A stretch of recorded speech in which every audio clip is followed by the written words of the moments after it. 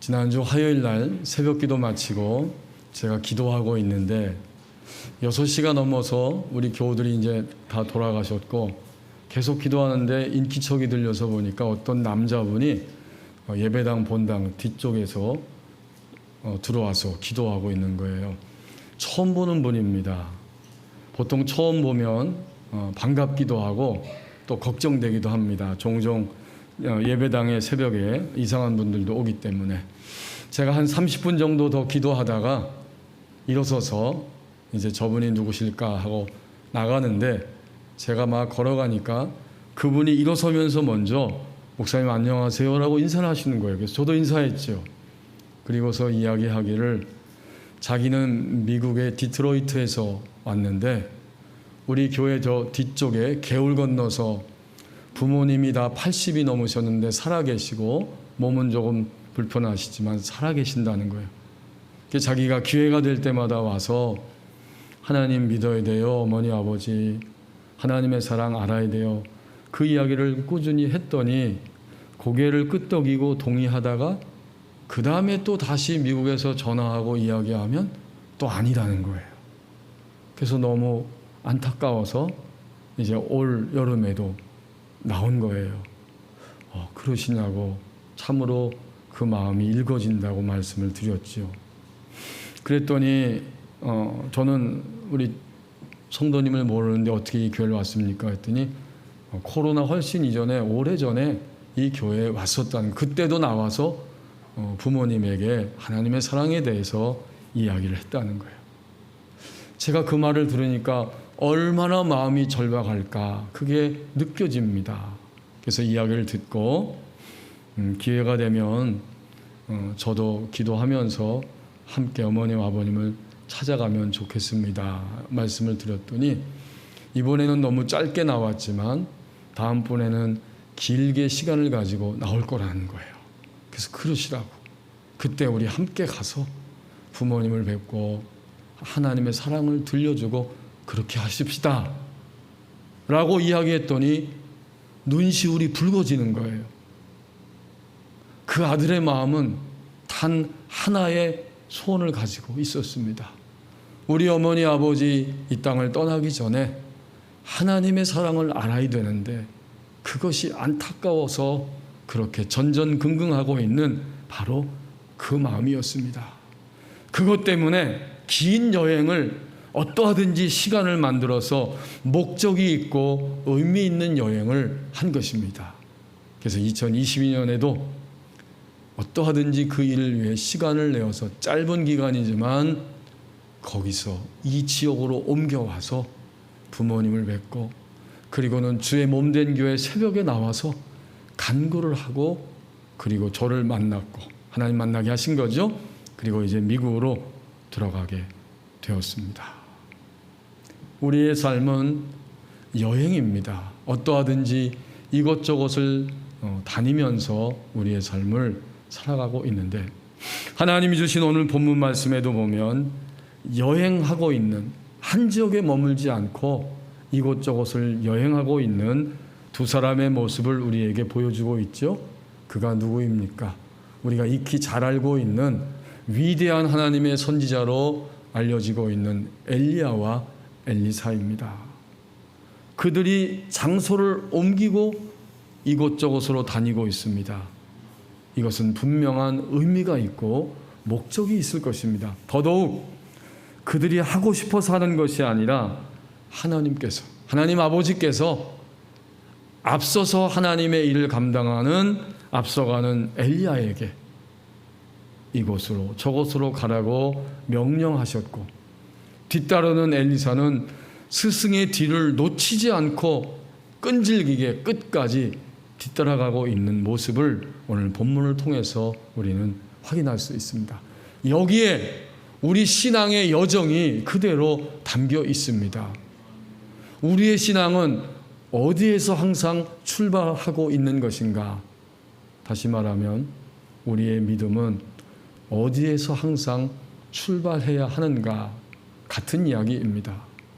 우리가 주님을 믿고 주의 백성이 되었을 때 나를 둘러싸고 있는 상황이 어떠하든지 우리는 항상 출발하는 지점이 있고 거기에 머물러 있지 않고 끊임없이 새로워지고 신선해지고 확장되면서 진정으로 하나님을 믿는 감격과 그 능력을 가지고 우리의 인생을 살아갈 수 있도록 하나님이 이미 그 길을 예수 그리스도를 통해서 열어놓으셨어요.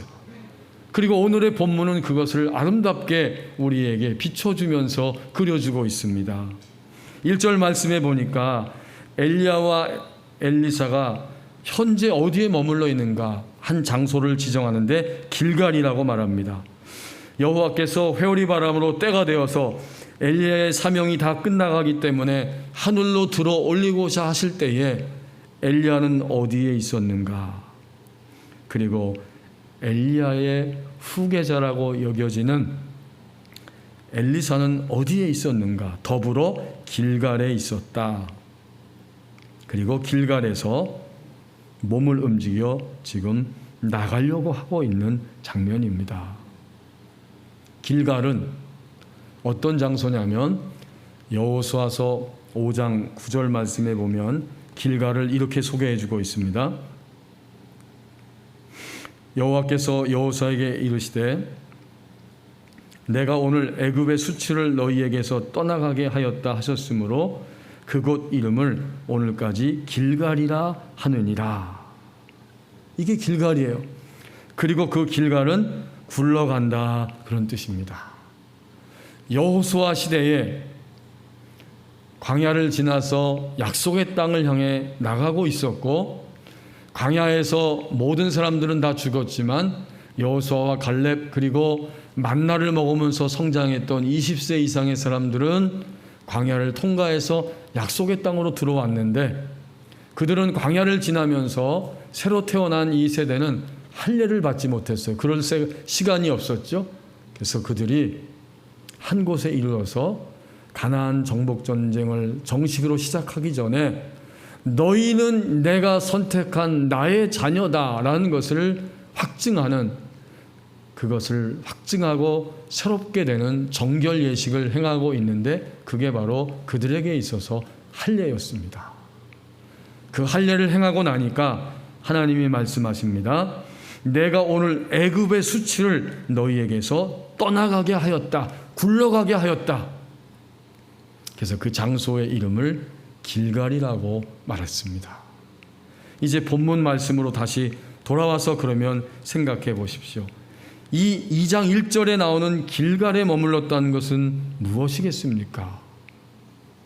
항상 엘리야도 엘리사도 주님을 믿는 우리들도 우리의 삶의 출발 지점은 바로 길갈입니다. 길갈은 애굽의 수치가 떠나간 장소입니다.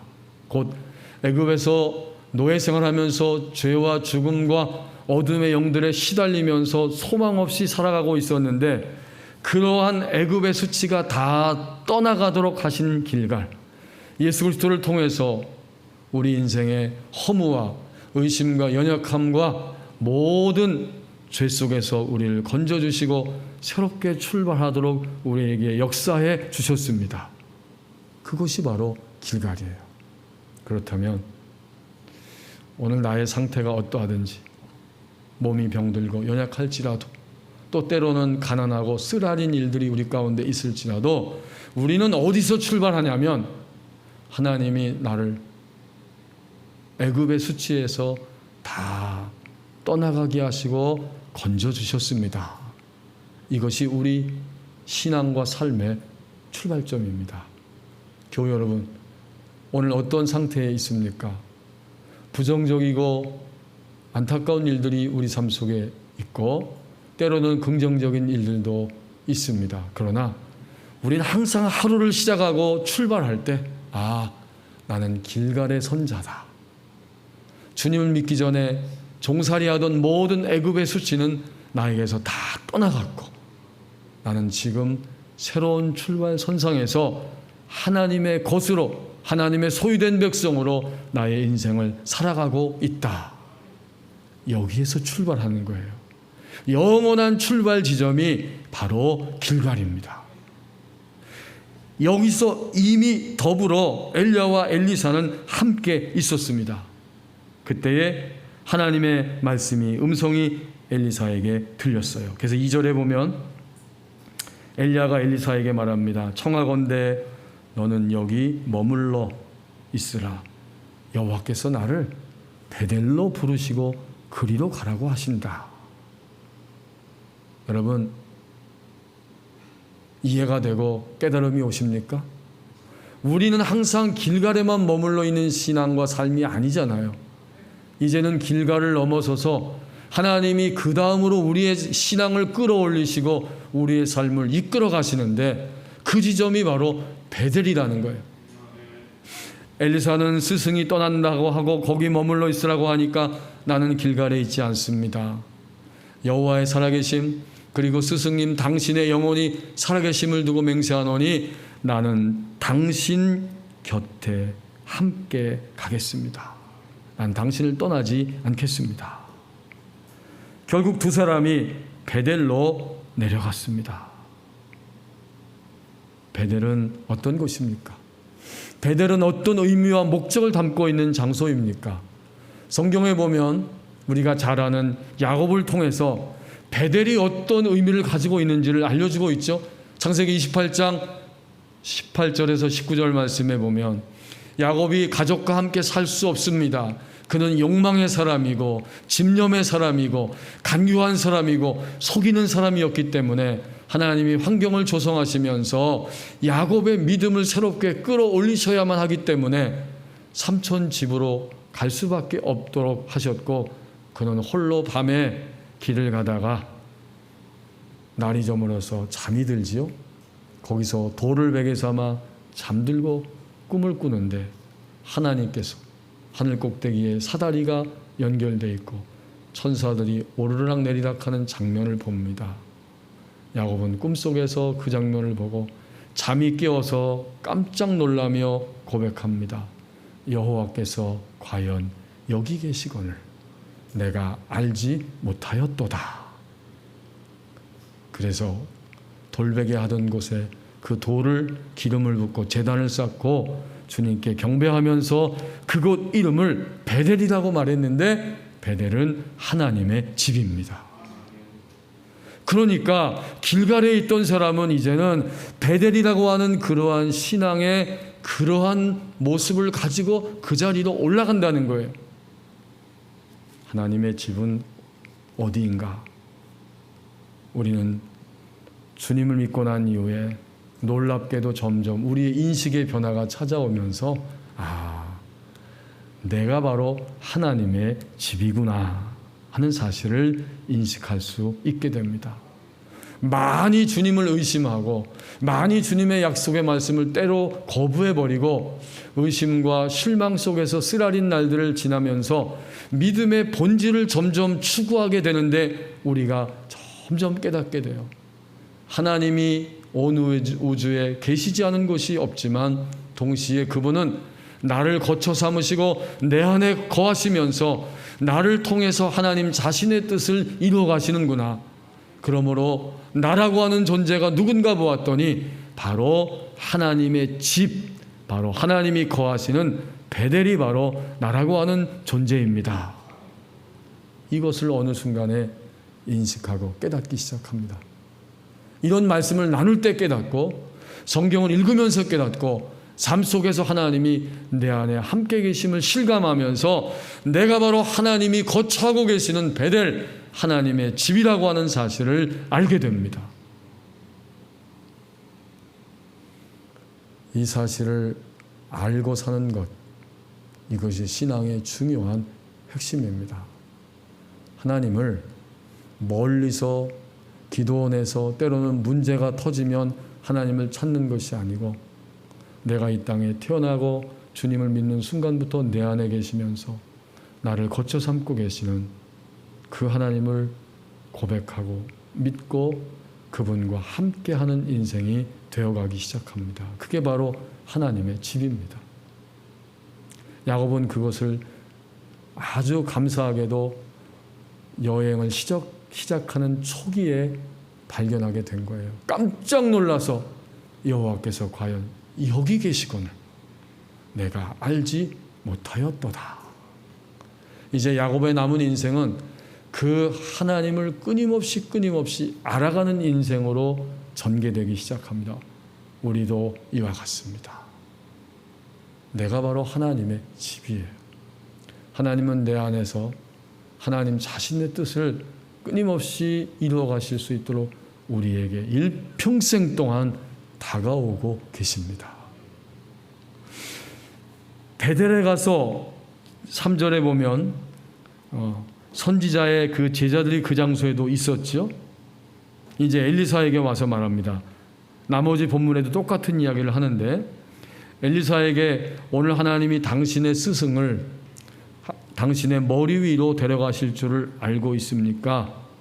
나도 안다. 그러니 너희들 더 이상 이야기하지 마라. 잠잠하라. 엘리사가 대답합니다.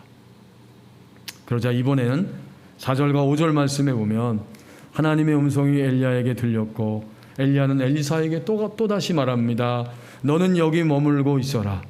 여호와께서 나를 여리고로 보내시느니라. 이번에는 여리고를 이야기하고 있어요. 4절과 5절에서는 여리고에 대한 장소를 이야기하고 있습니다. 여리고는 어떤 곳입니까? 여호수아서 6장에 보면 여리고가 어떤 곳인지 잘 설명해 주고 있죠. 가나안 정복 전쟁이 시작되고 약속의 땅을 쟁취하기 위해서 하나님의 백성들이 여호수아와 함께 움직여 가기 시작할 때 가장 첫 번째 견고한 성읍이 나타나는데 여리고 성입니다. 이제 그 성을 정복해야 돼요. 근데 하나님은 여호수아를 불러놓으시고 제사장이 앞장서고 백성들은 그 뒤를 따르면서 첫째 날에는 그 성을 한 바퀴씩 돌아라. 침묵하고 어떤 말도 하지 말아라. 6일 동안 한 바퀴씩 돌고 7째 날에는 7바퀴를 돈 다음 큰 소리를 외치면 그 성이 무너질 것이다. 여러분, 이게 이해가 안 되는 이야기죠. 지금도 전 세계가 한반도를 주목하면서 북한 땅에 핵을 버려야 된다라고 줄기차게 요구하고 있습니다. 하지만 북한은 절대적으로 핵을 포기할 수 없는 입장이라고 이야기하면서 핵무기를 놓지 않고 있죠. 우리의 자위 방어를 위해서 우리는 핵을 버릴 수 없다. 이렇게 이야기하고 있어요. 무기가 있어야 오늘 세계는 싸움을 할 수 있죠. 우리 대한민국도 무기를 외국에 수출해서 돈을 버는 그런 시대를 우리는 살아가고 있습니다. 이 당시에도 무기를 가지고 싸우는 거예요.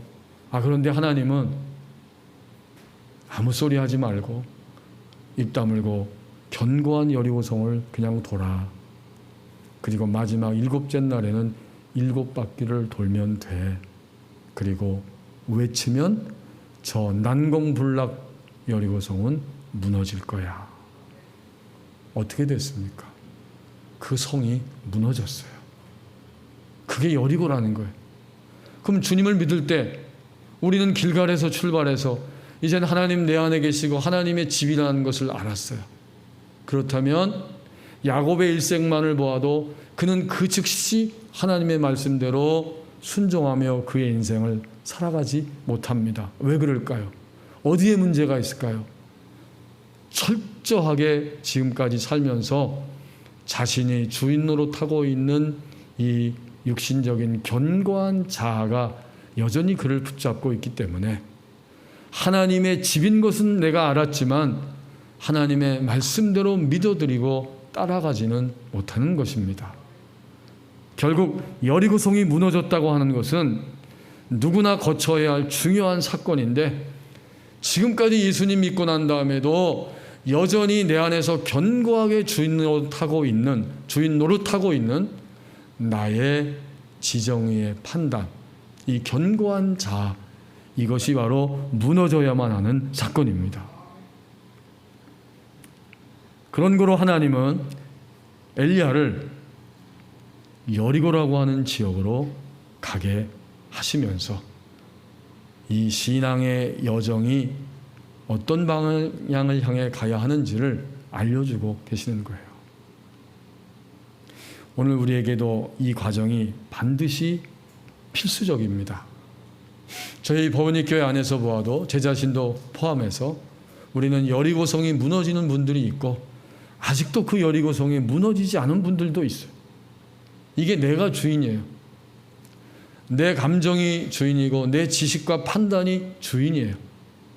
여리고성이 무너져야 우리는 하나님이 이끄시는 가나안 전투에서 이스라엘 백성들이 승리하는 것처럼 하나님의 방법대로 하나님의 뜻대로 승리할 수 있습니다.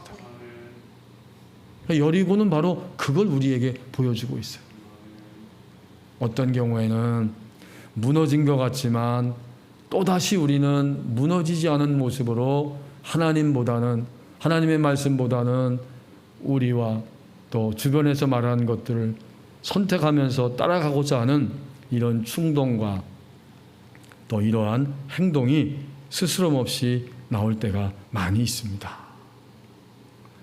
신앙 성장 과정에서 반드시 필수적으로 무너져야 하는 여리고성, 그것은 바로 내 주인 노릇하는 견고한 틀, 바로 그 육신적인 자아입니다. 자, 이제 마지막 또 하나의 장소를 향해서 하나님이 지시하고 계십니다. 6절에서 8절 말씀. 엘리야가 엘리사에게 이르되 청하건대 너는 여기 머물라 여호와께서 나를 요단으로 보내시느니라. 요단은 요단강이죠. 그 강을 건너가야 돼요. 그래서 이 엘리야가 강을 건너기 위해서 어떻게 하는가? 이때 8절 말씀에 보면 겉옷을 가지고 말아서 그 요단강 물을 막 치니까 물이 이리저리 갈라지고 두 사람이 마른 땅 위로 건너갔습니다. 드디어 요단 거기에 도착한 것입니다. 영적 치유의 핵심이라고 하는 책에서 찰스 솔로몬이라고 하는 그 영성가는 또 상담가는 이 부분을 설명하면서 그리스도인이 한평생 거듭나고 성장 과정을 거치는데 이 광야를 지나고 애굽에서 광야로 그리고 광야에서 가나안 땅을 가는데 가나안 땅 들어가기 전에 요단강을 건너고 또 여리고성을 무너뜨린 이 모든 과정을 설명하면서 요단을 건넌다는 것은 결국 그리스도인이 이제는 더 성숙하고 점점 더 그가 주님을 바라보면서 바로 예수 그리스도와 자신을 동일시하는 때가 오게 되는데 그것이 바로 요단을 건넜다는 의미다. 이렇게 설명해 주고 있습니다. 올바른 해석이에요.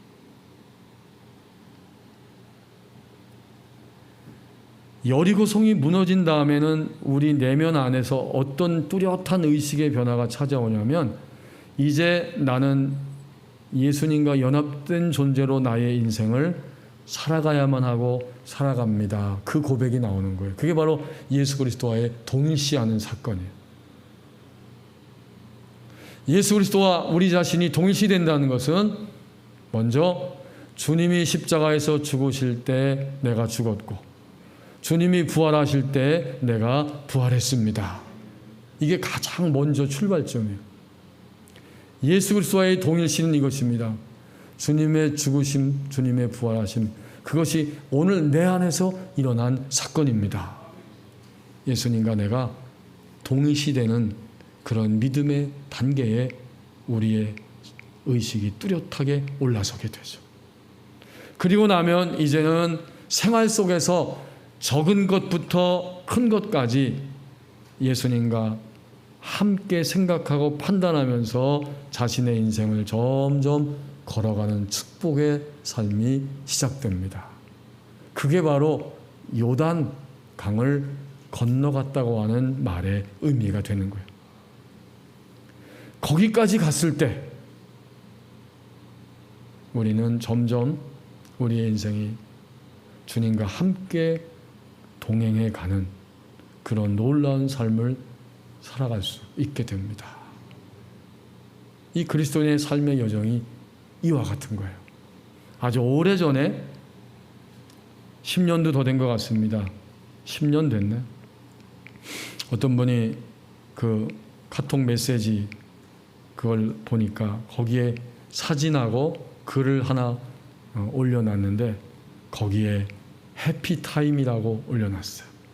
남편과 함께 외국 여행을 다녀오면서 그 외국에 있을 때에 그 시간은 정말 나에게 있어서 행복한 때, 내 인생의 행복한 시즌, 행복한 기간이었다.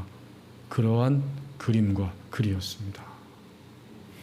우리에게 있어서, 신자에게 있어서 행복한 시간들, 행복한 때는 언제인가? 바로 우리 주님 되신 예수 그리스도와 동일시되어서 살아가는 날들입니다.